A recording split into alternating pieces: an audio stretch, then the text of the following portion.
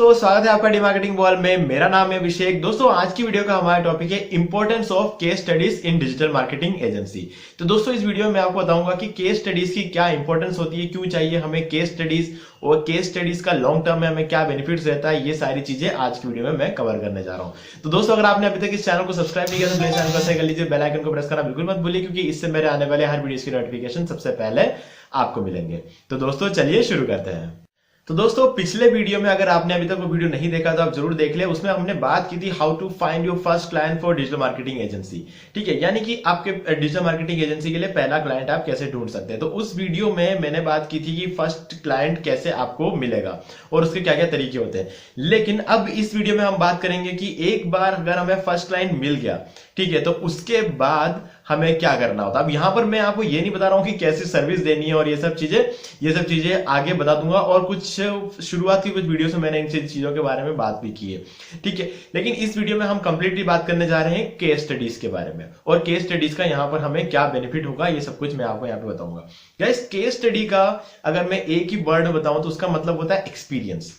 ठीक है, कि आपने क्या एक्सपीरियंस किया। जब आपको पहला क्लाइंट मिला तो क्लाइंट के लिए जब आप काम कर रहे थे, काम करते टाइम आपको जो रिजल्ट्स मिला है, ठीक है, जो कुछ भी मिला है, सारा का सारा डेटा। मतलब अगर मान लीजिए अगर आपने क्लाइंट के लिए वेबसाइट बनाई तो वेबसाइट कितने दिनों में बनाई, कैसी वेबसाइट बनाई, ठीक है, इन सभी चीजों का डेटा आपके पास होना चाहिए। और इसके बाद अगर आप उनके लिए एसईओ करते हो तो मंथली आप उनके लिए कितना ट्रैफिक लेकर आए, ठीक है, कहां कहां से ट्रैफिक लाए, उससे उनके कितने लीड जनरेट हुए, कितने सेल्स हुए उनके, ठीक है। अगर आपने एफबी एड चलाए तो एफबी एड से उन्हें कितना कन्वर्जन मिला, या फिर कितने क्लिक्स मिले, कितने इंप्रेशंस मिले, कितना कन्वर्जन मिला, और उसके कितने फोन कॉल्स गए, कितनी इंक्वायरीज हुई, सारी चीजें, सारा का सारा जो डेटा होता है वो हमारा केस स्टडी होता है।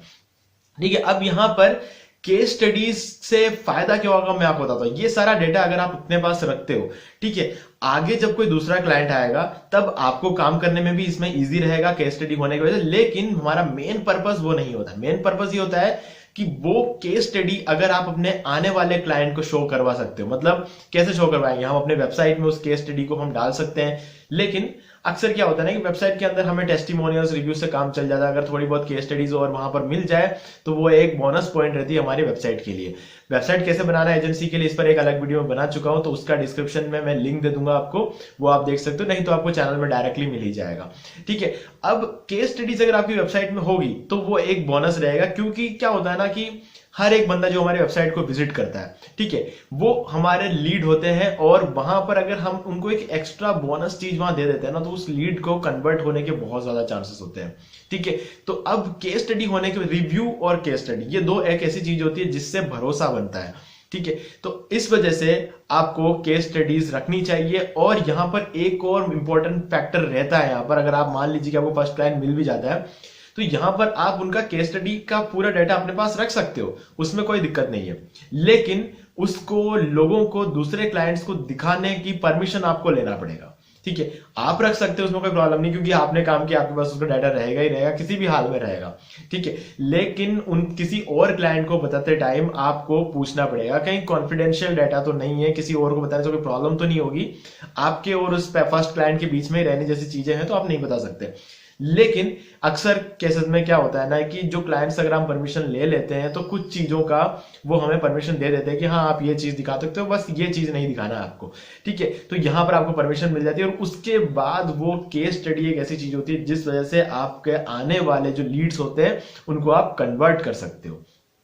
अब यहां पर क्या प्रोसेस रहेगा मैं आपको बताता हूं। अब जैसे मान लीजिए कि आपके फर्स्ट जो क्लाइंट है उसका प्रोजेक्ट क्लोज हो चुका है, या फिर उसका लॉन्ग टर्म में चल रहा है।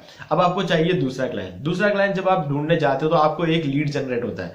लीड जनरेट होने के बाद या तो आप फोन में या वीडियो कॉल पे या फिर मैन टू मैन आप मीट करते हो उससे, तब आपको वो नेगोशिएट करने की कोशिश करता है। ठीक है, कि मतलब ऐसा क्या कर सकते हो आप मेरे लिए। ठीक है, कि मतलब उनको क्या चाहिए होता है कि हम उनके लिए कर क्या सकते हैं, ये करने में अच्छे हैं, हम ये करने में अच्छे हैं, हम एसईओ कर देते हैं, हम वेबसाइट बना देते हैं, हम पीपीसी कर देते हैं, एफबी ऐड चला देते हैं, इंस्टाग्राम ऐड चला देते हैं, सब कुछ कर लेते हैं हम। लेकिन बेनिफिट क्या होगा, सामने वाले जो क्लाइंट है उसको बेनिफिट क्या होगा, ये चीज हमें उन्हें बताना पड़ता है। अगर उसके लिए हमारे पास कुछ नहीं रहता है तो फिर वो क्लाइंट कन्वर्ट नहीं होने वाला, मतलब जो लीड है वो कन्वर्ट नहीं होने वाला। ठीक है, अब ऐसे में हमारे पास अगर एक केस स्टडी है पुराने क्लाइंट की तो यार मजा आ जाएगा, क्योंकि वो केस स्टडी देखते ही वो समझ जाएगा कि यार ये तो प्रूफ है कि इन लोगों ने इनके लिए ऐसा किया है, तो ये हमारे लिए भी ऐसा कर सकते हैं। मंथली 30,000 विजिटर अगर मान लीजिए कि आपने पुराने क्लाइंट को दिया, तो ये लोग समझ जाएंगे कि आप इनको भी 30,000 विजिटर दे सकते हो। तो उन्हें समझ में आ जाएगा कि यार अगर हम इन पर पैसा इन्वेस्ट करते हैं तो हमें 30,000 विजिटर मिलेगा। कुल मिला के यहां पर उन्हें यह पता चल गया कि उन्हें क्या मिलेगा, 30,000 विजिटर। उनकी वेबसाइट ऐसी दिखेगी, क्योंकि हमारे पास वेबसाइट का भी डाटा है, हम इनको दिखा सकते हैं कि यार ये देखो ये वेबसाइट है जो हमने बनाई है, ठीक है। ये हमारे FB एड्स का रिजल्ट है, ये हमारे इंस्टाग्राम एड्स का रिजल्ट है, ये हमारे कोरा के रिजल्ट है। मतलब कहां कहां से हमने कितने कन्वर्जन्स किए हैं, क्या लीड जनरेट किया है, सारे डिटेल्स हमारे पास होंगे और ये क्लाइंट हमारा कन्वर्ट हो जाएगा, ठीक है। नहीं तो वो क्या करेगा, या तो वो आपको प्रोजेक्ट देगा नहीं, और अगर देगा तो वहां पर आपको बहुत सस्ते में निपटाने की कोशिश करेगा, जो कि आपको बिल्कुल अच्छा नहीं लगेगा, क्योंकि आपको काम तो तब भी उतना ही करना है उसके लिए। भले आप फ्री में करो, भले आप कम पैसों में करो, आप भले ज्यादा पैसों में करो, काम तो आपको अच्छा करना ही पड़ेगा, क्योंकि काम अच्छा नहीं करोगे तो आपके एजेंसी का नाम खराब होता है। तो अब इस वजह से आप काम करोगे, तो अगर काम कर ही रहे हो तो यहां पर आपको ज्यादा पैसे लेके काम करना चाहिए, ताकि आपको अपने जो एम्प्लॉयज होते हैं आपको उनके अपने एम्प्लॉयज को देना पड़ता है, आपकी खुद की मेहनत होती है। हालांकि यार अब अगर आप बॉस हो तो आप खुद तो काम करोगे नहीं, ठीक है। अगर खुद ही काम करना होता तो एजेंसी क्यों स्टार्ट करते हैं, हम जॉब भी कर सकते थे, है कि नहीं, जहां पर आपको कम से कम टेंशन तो नहीं रहेगी, बस ये है कि 9 से 6 काम करना है और फ्री हो सकते हैं उसके बाद। लेकिन यहाँ पर हमारे पास इंडिपेंडेंस रहता है और साथ में हमें ज्यादा काम भी करना नहीं पड़ता, तो इसी वजह से हम अपना खुद का बिजनेस स्टार्ट करते हैं, मतलब डिजिटल मार्केटिंग एजेंसी जो भी आप स्टार्ट करते हो स्टार्ट करते हो। तो यहाँ पर हमें ये चीज का ध्यान रखना है कि हमें अपने एम्प्लॉयज को देना होता है और बाकी टूल्स खरीदने पड़ता है। अब एजेंसी है तो हमारे पास पेड टूल्स भी होने चाहिए, तो पेड टूल्स का मंथली चार्ज रहता है, वो हमें निकालना होता है। तो यहाँ पर हम फ्री में काम करने का तो अफोर्ड कर ही नहीं सकते, ठीक है। हमको अच्छी खासी अर्निंग चाहिए होती है, तो हमको अच्छी खासी अर्निंग सामने वाला देगा कैसे, उसको भी तो कुछ मिलना चाहिए ना, वो केस स्टडी करता है, ठीक है। तो और केस स्टडी से एक और चीज होती है, तीसरा बेनिफिट जो होता है ना केस स्टडी का, एक तो हमारा काम करने का मैंने आपको बता दिया, और दूसरा कि अपने लीड को कन्वर्ट करना होता है। तीसरा अगर मैं बात करूं तो चलो हो सकता है कभी कभी याद रखा हमने एक क्लाइंट के साथ हम जब काम करते हैं तो हम उनके लिए एक तरीके से काम करते हैं। काम करने के बाद होता क्या है फिर कि उसका प्रोजेक्ट तो क्लोज हो जाता है, उनको जो रिजल्ट मिलना होता है हम दे देते हैं। लेकिन क्या होता है कभी कभी क्या है कि ज्यादा अच्छा रिजल्ट हम दे सकते होते हैं लेकिन हम दे नहीं पाते, क्यों, क्योंकि एक्सपीरियंस हमारे पास अभी कम होता है। तो अब होता क्या है कि एक केस स्टडी होने से हमें क्या पता चलता है, मैं आपको बताता हूं। कुछ टाइम पहले एक गेम लॉन्च हुआ था, ठीक है। उस गेम को जब लॉन्च करने थे, जो कि प्री बुकिंग करते हैं लोग, तो प्री बुकिंग करने के लिए उन लोगों ने क्या किया था कि अपना जो गेम का पूरा का एक 1 पेज की वेबसाइट बनाई।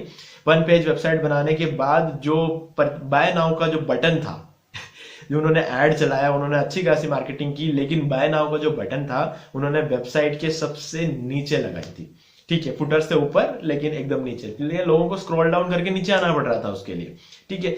तो रिजल्ट तो मिला उनको, नो डाउट रिजल्ट हमेशा मिलता है, कोई दिक्कत नहीं होती है, लेकिन बेटर रिजल्ट मिल सकता था। वो उन्हें तब पता चला कुछ टाइम बाद उनके एक मार्केटिंग मैनेजर ने उस बटन को पेज के टॉप पे लगा दिया, ठीक है। मतलब जो भी बंदा उस वेबसाइट पे आ रहा है उसको बिना स्क्रॉल डाउन किए वो बटन ऊपर ही मिल गया, तो वहां से कन्वर्ट होने के चांसेस ज्यादा थे। जरूरी नहीं है कि सब जने स्क्रॉल डाउन करके नीचे आए, अगर ऊपर ही मिल जाए तो उनका कन्वर्जन वहां पर उनके 60% से बढ़ गया था, ठीक है। उनके गेम पे इतनी प्री बुकिंग हुई, जब पहला गेम लॉन्च किया था तब तो उन्होंने बटन नीचे रखा था, अब नेक्स्ट जब उन्होंने गेम लॉन्च किया तो इस बार उन्होंने बटन ऊपर रखा, उनकी ज्यादा सेल्स हुई, मतलब 60% ज्यादा सेल्स हुई इस बार। तो इससे पता चलता है कि यार पिछली बार इस क्लाइंट के साथ हमने ये गलती की थी, अगर इससे बढ़िया हम कर सकते थे। तो ये सारी चीजें हम केस स्टडी से बताएगा, अगर हम कोई डाटा रखेंगे ही नहीं तो हमने पहले क्या गलती की थी, अब हमें क्या सुधारना है, ये सारी चीजें हमें पता चलती ही नहीं है। तो यहां पर ये बटन वाला केस मैं आपको इसलिए बता रहा हूं, ऐसी चीजें आपके साथ भी होगी जब आप एक एजेंसी में काम करोगे, ठीक है। तो सिंपल सी बात है, जो कुछ भी आप करते हो उसका एक रिकॉर्ड रखो। रिकॉर्ड रखने से फ्यूचर में आप बेटर परफॉर्मेंस कर सकते हो, और ये रिकॉर्ड एक ऐसी चीज होती है ना जो हम कमाते हैं, ऐसा नहीं है कि हम लेकर आते हैं कहीं से, शुरुआत से कोई लेकर नहीं आ सकता। अगर कल को कोई एक नई एजेंसी आएगी ना तो उनके पास सिर्फ एक चीज नहीं होगी, वो होंगे ये रिकॉर्ड्स जो कि आपके पास होगी। तो हमेशा रिकॉर्ड्स रखना। नई एजेंसी उठ के आएगी वो हमसे आगे तभी नहीं जा पाएगी जब उनके पास रिकॉर्ड्स नहीं होंगे और हमारे पास रिकॉर्ड्स होंगे, ठीक है। उनको रिकॉर्ड बनाने में टाइम लगेगा अभी, ठीक है, लेकिन तब तक हम बहुत आगे निकल चुके होंगे। तो ये एक चीज आपको ध्यान रखना, अगर आप शुरू से रिकॉर्ड्स रखना शुरू नहीं करोगे तो कल को कोई नई एजेंसी उठकर आएगी, वो एकदम से आपके ऊपर निकल जाएगी। तो ये चीज आप बिल्कुल भी अफोर्ड नहीं कर सकते हो कि एक कल को आई हुई एक एजेंसी अपन से आगे निकल जाए। हाँ, बड़ी एजेंसीज है, उनके पास हमसे ज्यादा रिकॉर्ड्स होंगे, बहुत सारी बातें सही है, लेकिन हम वहां पर हम एडजस्ट कर सकते हैं क्योंकि हम सोचते हैं यार ठीक है वो बड़ी एजेंसी है, अभी हमें उनके टक्कर लेने में भी टाइम लगेगा। लेकिन जब छोटी एजेंसी, हमारे बाद स्टार्ट करने वाली एजेंसी हमसे आगे निकल जाए सिर्फ इस वजह से कि हमने शुरू में रिकॉर्ड नहीं रखा, तो यार ये तो गलत चीज है। तो इसलिए आपको हमेशा रिकॉर्ड्स रख के चलना है ताकि आपको फ्यूचर में कोई दूसरी तरह की कोई प्रॉब्लम आए नहीं, मतलब कोई नई एजेंसी आपसे आगे ना निकल जाए। ठीक है, हमारे क्लाइंट्स कोई नई एजेंसी लेके जाए अच्छा थोड़ी लगेगा, तो इसलिए आप रिकॉर्ड रखें। तो ये सारे बेनिफिट्स रहते हैं। मेन जो बेनिफिट रहता है वो होता है आप केस स्टडी अपने नए लीड्स को दिखाने के लिए। रेगुलरली आपको क्लाइंट्स चाहिए, ऐसा नहीं कि एक क्लाइंट मिल गया तो आप उससे अपनी पूरी जिंदगी निकाल लोगे। ठीक है, हो सकता है उस क्लाइंट की किसी दिन रिक्वायरमेंट खत्म हो जाए, वो क्लाइंट बहुत बड़ा हो जाए, उसको लगे कि यार नहीं अब मार्केटिंग की जरूरत नहीं है, हो सकता है रिटर्न आएगा, मार्केटिंग की जरूरत किसको नहीं पड़ती है, लेकिन रिटर्न आएगा, लेकिन तब तक हमारी अर्निंग भी तो चालू रहनी चाहिए। तो इसलिए हमें एक क्लाइंट पे डिपेंडेंट नहीं रहना है। हमको जब एक क्लाइंट मिल जाएगा, हमारी एक्सपीरियंस थोड़ा हो जाएगा, तो और आगे क्लाइंट्स को ढूंढते रहो ताकि हमारी दुकान चलती रहनी चाहिए, और कुछ हो नहीं हो हमारा काम चलता रहना चाहिए। तो इसलिए आपको चाहिए होंगे केस स्टडीज। तो गाइस उम्मीद है इस वीडियो में मैंने आपको अच्छे से क्लियर कर दिया है कि केस स्टडीज क्या होती है, क्या बेनिफिट्स होते हैं, क्या क्या आपको बेनिफिट्स होते हैं, क्या क्लाइंट को कन्वर्ट करने के लिए बेनिफिट्स होते हैं। ये सारी चीजें मैंने अच्छे से कवर करने की कोशिश की है। इसके अलावा अगर आपको कोई भी डाउट है तो आप अभी भी कमेंट सेक्शन में मुझसे पूछ सकते हैं। बाकी अगर आपको कोई चीज क्लियर नहीं हुई तो आप वीडियो को वापस पीछे करके देख सकते हैं, इससे आपको सारी चीजें वापस क्लियर हो जाएगी। तो दोस्तों आज की वीडियो में सिर्फ इतना ही। दोस्तों उम्मीद है वीडियो को पसंद आया होगा, और अगर पसंद आया तो इस वीडियो को लाइक भी कर दीजिए, शेयर भी कर दीजिए, और आपने अभी तक इस चैनल को सब्सक्राइब नहीं किया तो प्लीज चैनल को सब्सक्राइब कर लीजिए और बेल आइकन को प्रेस करना बिल्कुल मत भूलिए, क्योंकि इससे मेरे आने वाले हर वीडियोस के नोटिफिकेशन सबसे पहले आपको मिलेंगे। तो दोस्तों आज की वीडियो में सिर्फ इतना ही। देखने के लिए आपका बहुत बहुत धन्यवाद।